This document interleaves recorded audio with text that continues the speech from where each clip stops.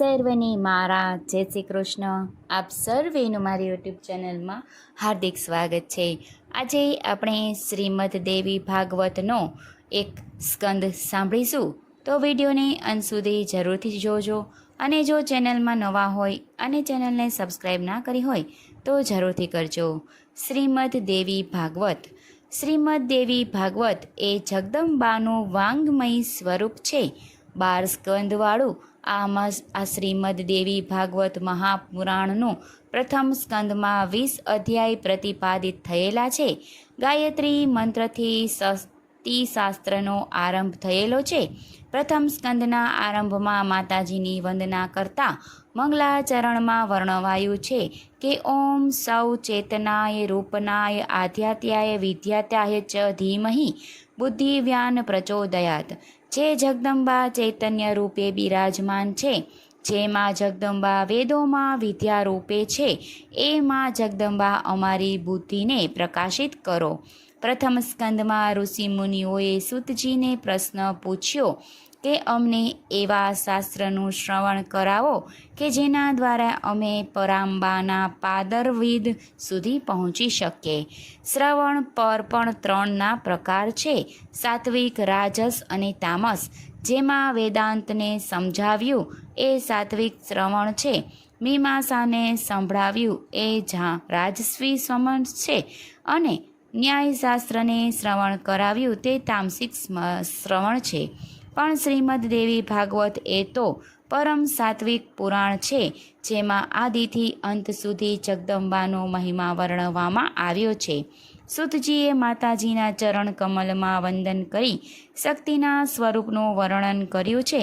શક્તિ એ નિર્ગુણા હતા, પણ ભક્તજનો માટે થઈ અને સગુણ થયા, અને જગદંબાએ 3 દેવો માટે 3 શક્તિ પ્રગટ કર્યા: મહાકાલી, મહાલક્ષ્મી અને મહાસરસ્વતી.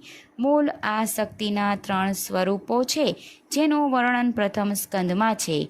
દેવી ભાગવતની પરંપરા પ્રથમ સ્કંદમાં વર્ણવી છે.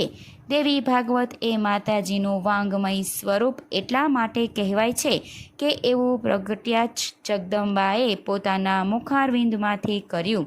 આ પ્રથમ વ્યાસજી સુખદેવજી મહારાજને વર્ણવે છે. ભગવાન બાલ મુકુંદ વટપત્ર પર શયન કરતા હતા.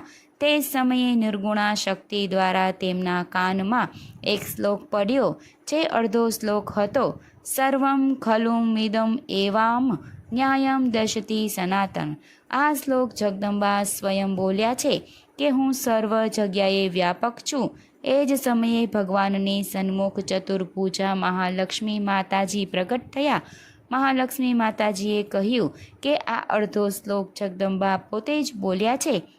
ભગવાન નારાયણે દેવર્ષિ નારદજીને આ શ્લોક કંઠસ્થ કરાવ્યો. એ પછી દેવર્ષિ નારદજીએ આ શ્લોક વ્યાસજીને આપ્યો.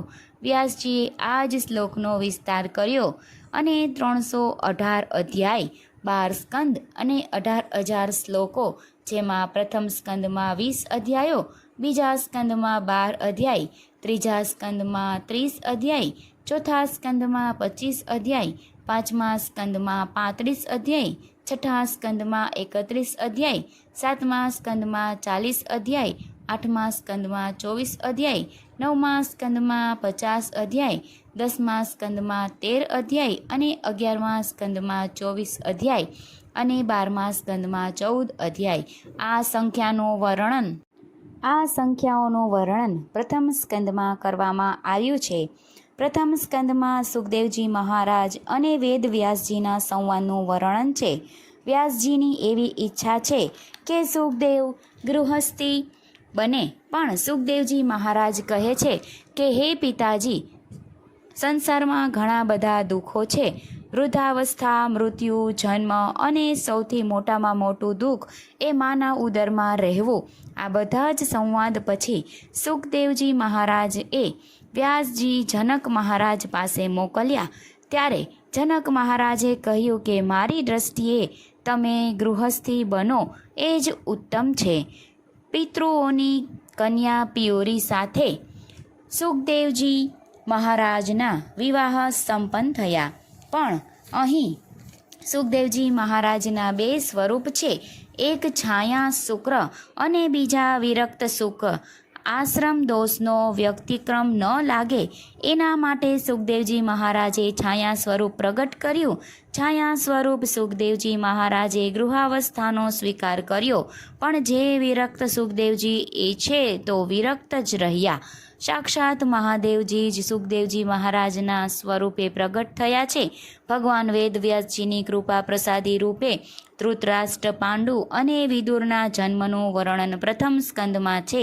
શ્રીમદ દેવી ભાગવતનો પ્રથમ સ્કંદ અને બીજા સ્કંદમાં મહાભારતની કથા વર્ણવવાનો હેતુ એ છે કે પાંડવોએ દેવોનો અંશ છે અને દ્રૌપદીજી એ શક્તિનો અંશ છે. દેવી ભાગવત એ શક્તિનું શસ્ત્ર છે અને વેદ સ્તુતિ, બ્રહ્માજીની સ્તુતિ, વિષ્ણુ ભગવાનની સ્તુતિ એનું પણ વર્ણન પ્રથમ સ્કંદમાં છે. આમ પ્રથમ સ્કંદને શ્રવણ કરવાથી જગદંબાના ચરણમાં પ્રીતિ પ્રાપ્ત થાય છે. એવી જ પ્રીતિ આપણે પણ કંઈક અનુભવ કરી શકીએ છીએ. તો સર્વને મારા જય માતાજી, જય શ્રી કૃષ્ણ.